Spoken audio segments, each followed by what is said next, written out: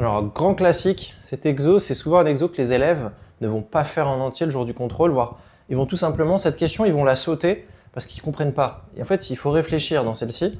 Donc, tu ne peux pas directement donner ta réponse si tu n'as pas une compréhension fine du chapitre, du lien entre vecteur et parallélogramme. Donc là, ce qu'il faut commencer par faire, c'est toujours une belle petite figure pour comprendre ce que c'est cette histoire de ABCD parallélogramme. Donc déjà, on va dessiner ce que c'est ABCD qui est un parallélogramme. Donc tu vois là, ABCD, donc là on a dessiné le parallélogramme ABCD. On s'en moque hein, qu'il ne soit pas à l'échelle, c'est pas important. La seule raison pour laquelle je le fais, c'est pour comprendre ce qu'on cherche à faire. Donc ici, on veut que ABCD soit un parallélogramme. Donc rappelle-toi le lien entre vecteur et parallélogramme. C'est tout simplement équivalent à montrer que ce vecteur-là, par exemple, le vecteur AB, est égal au vecteur DC. Donc tu vois, c'est un peu différent parce qu'en général, on prend plutôt le parallélogramme ABDC. Comme ça, on a le D qui est là et le C qui est là. Comme ça fait AB doit être égal à CD. Mais là, ici, on a pris ABCD, donc il y avait un petit piège. Donc c'est très important, en fait, les lettres pour le sens du parallélogramme, parce qu'on ne va pas systématiquement prendre les mêmes vecteurs. Nous, ce qu'on veut, c'est prendre deux vecteurs qui sont de côtés opposés, mais avec le flèche qui part dans le même sens.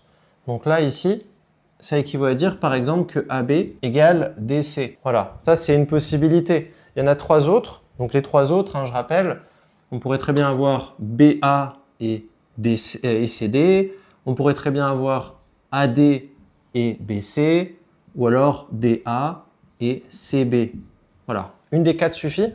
Mais en général, on va prendre la plus simple parce que c'est celle qui sera dans le corrigé s'il y a l'exercice. Alors que si tu prends les autres vecteurs, tu n'auras pas forcément les corrigés, donc tu ne pourras pas voir où tu as fait une erreur, par exemple. Donc je conseille vraiment toujours de partir du plus simple, en général de AB et du vecteur qu'il y aura en face. Alors c'est parti, on va calculer AB, on va calculer DC, et on va voir si les deux vecteurs sont bien égaux. Donc ça va être ça l'enjeu. Donc ABCD parallélogramme, j'écris parallélogramme, équivaut à que AB doit être égal à DC. On pourrait même aller plus loin, on pourrait dire, pour que ABCD soit un parallélogramme, ça équivaut à dire qu'il faut que AB soit égal à DC. Et donc on va poser ce truc-là. On va comme ça, on va continuer à avancer dans la réflexion, vu que ce n'est pas évident. Donc AB, ça vaut combien? Donc AB, c'est XB moins XA, YB moins YA. Et donc ça vaut combien concrètement? Donc XB, c'est 11,5 moins 1,5 moins YA. YB moins YA, c'est 1 moins 5.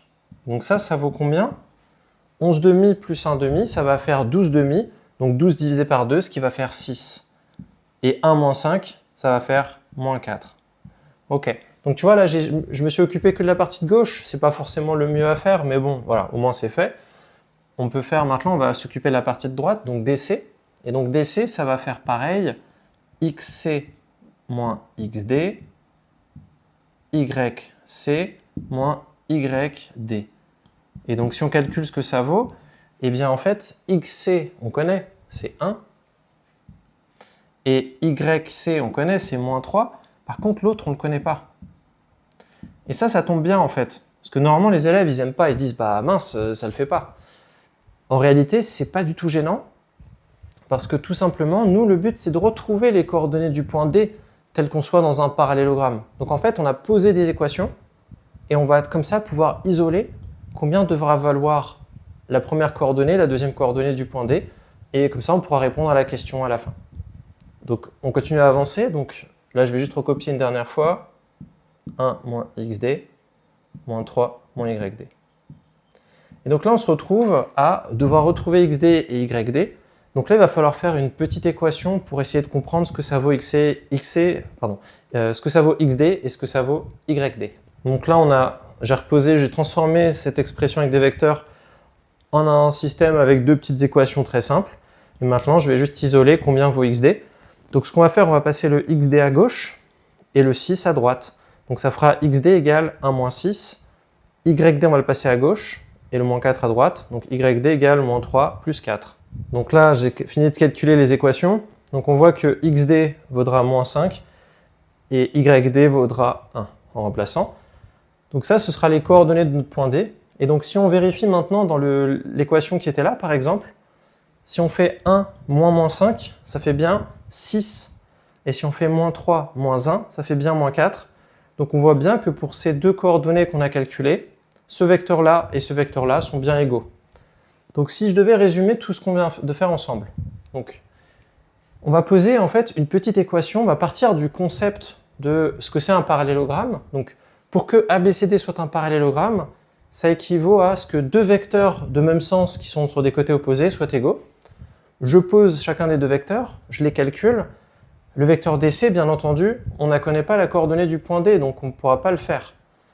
Mais on va quand même l'écrire, et comme ça on aboutit à un vecteur égal à un vecteur à moitié calculé, et on va juste remplacer ici, mettre des équations, calculer, et on finit par trouver ce qu'il nous faut.